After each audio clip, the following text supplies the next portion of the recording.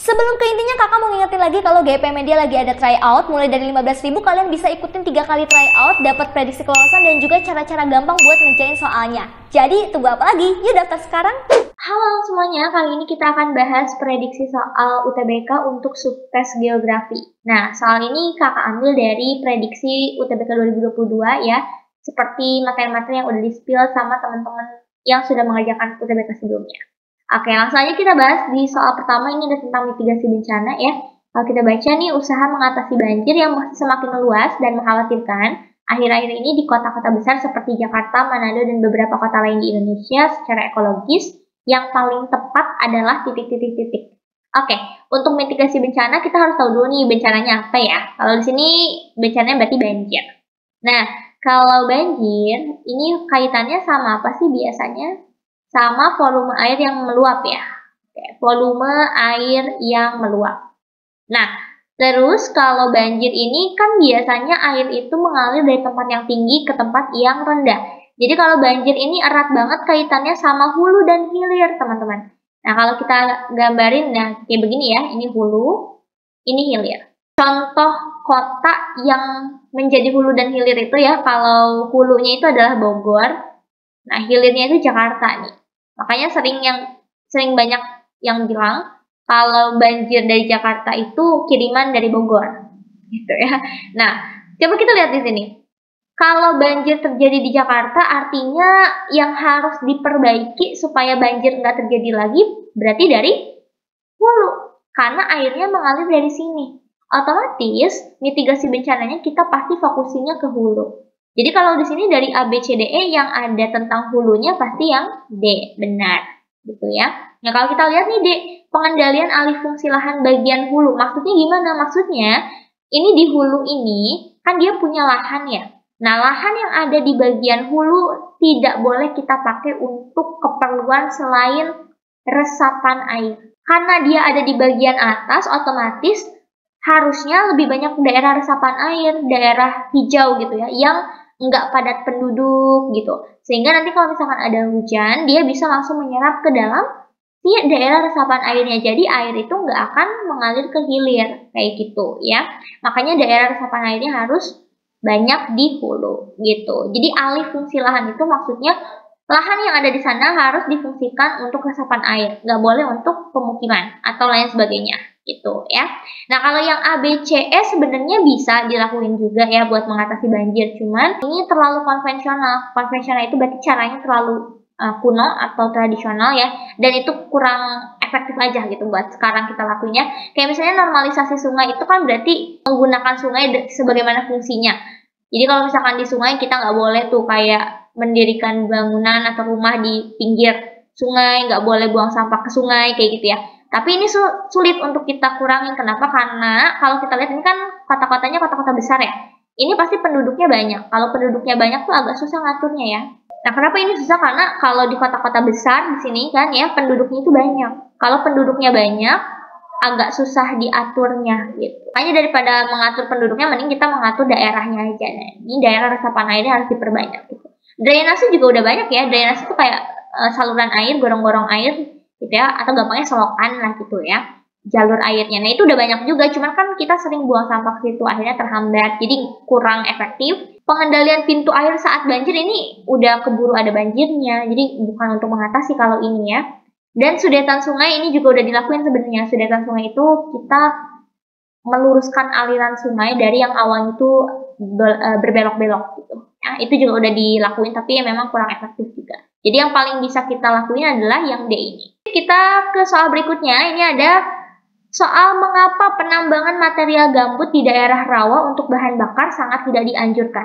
Oke teman-teman, coba lihat di sini ada daerah rawa ya. Daerah rawa itu biasanya banyak tanah gambut. Nah, tanah gambut ini lumayan subur ya teman-teman ya. Cuman dia ini mudah terbakar. Makanya di sini dia bilang ada penambangan. Penambangan itu berarti dikeruk nih tanahnya untuk dijadikan bahan bakar. Benar sih, dia bisa digunakan menjadi bahan bakar. Tapi kalau misalkan ini kita keruk, ya, sedangkan rawa ini dia butuh tanah gambut. Kenapa? Karena tanah gambut ini istilahnya tuh sebagai plasma nutfah. Ya, Jadi keanekaragaman dari flora, fauna, dan lain sebagainya itu tergantung dari tanah gambutnya. Kalau tanah gambutnya ditambang, dikeruk habis, berarti yang akan kena dampaknya pasti rawanya ini, ekosistem rawanya. Jadi sebenarnya kita udah bisa langsung ambil jawabannya yang merusak ekosistem rawa, ya. Memicu kebakaran bukan ya, kalau memicu kebakaran itu ya tanah gambutnya ini ketika kena sumber api gitu sebenarnya ya.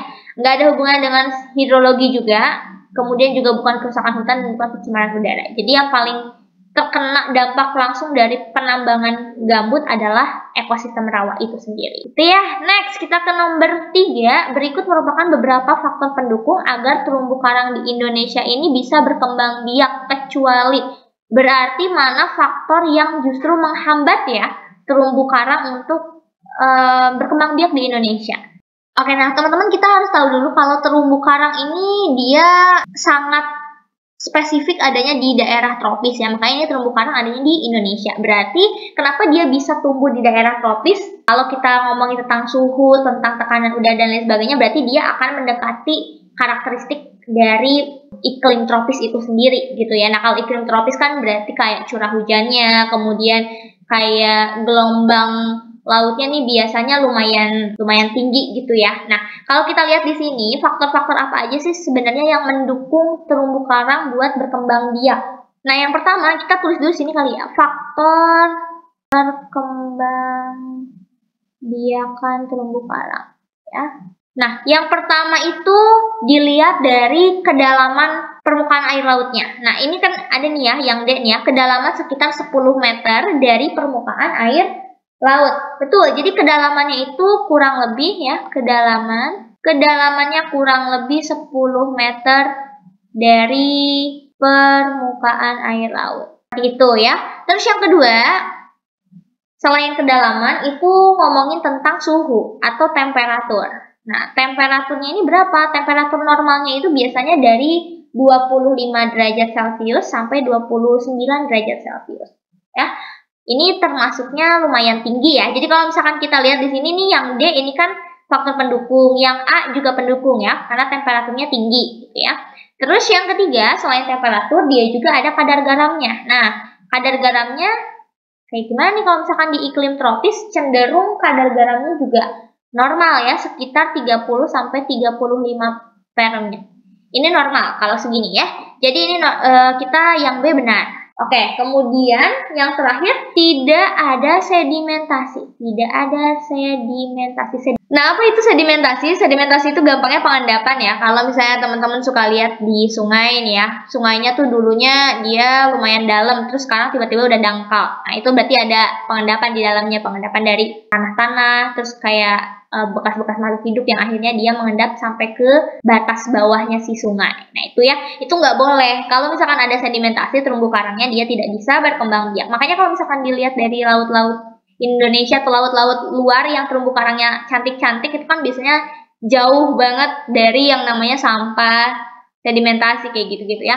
Maka kalau di sini yang C udah pasti salah. Jadi jawabannya C.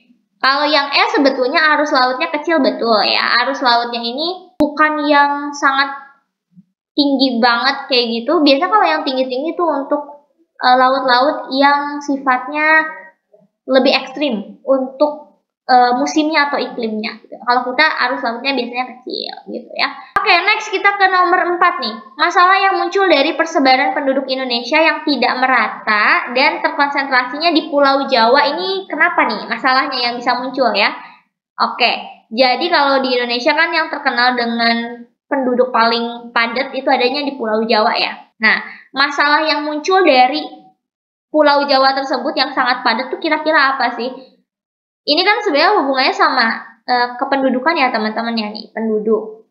Ya, penduduknya padat nih, pulaunya padat. Berarti kalau padat itu jumlahnya banyak ya, jumlah penduduknya banyak tapi lahannya itu sempit, gitu kan? Otomatis masalah yang akan muncul paling banyak dari masalah kependudukannya. Nah, kalau kita lihat di sini, yang paling mungkin terjadi ketika penduduknya jumlahnya tinggi, jumlah tinggi adalah hubungannya sama ekonomi, ya. Pasti hubungannya sama ekonomi dulu. Apa hubungannya?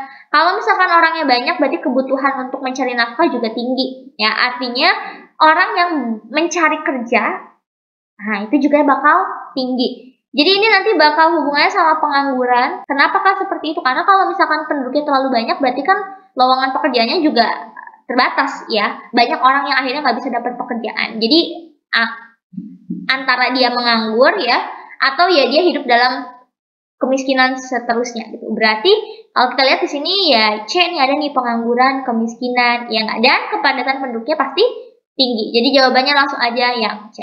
Oke, terakhir tentang bioma ini ya. Mengapa stepa di daerah timur Indonesia tidak akan pernah menjadi hutan? Oke, teman-teman coba kita analisis dulu apa itu stepa. Stepa itu salah satu bioma yang adanya di wilayah timur ya, biasanya di Nusa Tenggara ya. Nah, stepa ini hamparan rumput sebenarnya ya, kayak ladang gitu ya. Jadi jarang ada semacam pohon-pohon yang tinggi-tinggi itu ya. Dia cuma hamparan rumput-rumput aja. Kalau mau pun ya semak-semak yang pendek-pendek gitulah. Ya itu stepa ya. Biasanya cocok banget ini buat peternakan. Nah, gitu. Pertanyaannya di sini, kenapa stepa itu nggak bisa jadi hutan? Maksudnya hutan mungkin hutan seperti hutan hujan tropis gitu ya. Nah, sebetulnya kan kalau hutan itu identiknya sama apa sih? Identiknya sama pohon-pohon tinggi ya. Berarti di sini pertanyaannya adalah kenapa di bioma stepa pohon-pohonnya nggak bisa tinggi gitu kan? Apa yang menyebabkan terhambatnya pertumbuhan si tanaman atau si pepohonan itu? Kalau kita lihat di sini, yang paling berpengaruh sebetulnya ya untuk menjadi hutan itu adalah curah hujan. Kalau dia mau pohon-pohonnya tinggi, otomatis airnya yang diserap di tanaman itu harus banyak dong. Berarti curah hujannya harus tinggi. Ya, kita udah bisa dapat jawabannya yang A. Curah hujannya rendah. Jadi kenapa stepa dia nggak bisa jadi hutan? Karena curah hujannya rendah. Kalau curah hujannya rendah, dia akan menghambat pertumbuhan tanaman atau pepohonan. Jadi dia nggak bisa tinggi-tinggi banget gitu ya. Dan nggak bisa dapetin unsur-unsur hara yang seharusnya dia dapat dari hujan tersebut. Itu kalau curah hujannya rendah, ya. Nah, kalau kelembaban udaranya justru kalau stepa ini kelembaban udaranya rendah, ya. Jadi ini salah nih, oke? Dia kelembaban udaranya itu rendah, gitu ya. Karena kan curah hujannya juga rendah ya, berarti kan kering ya. Jadi kelembaban udaranya juga rendah.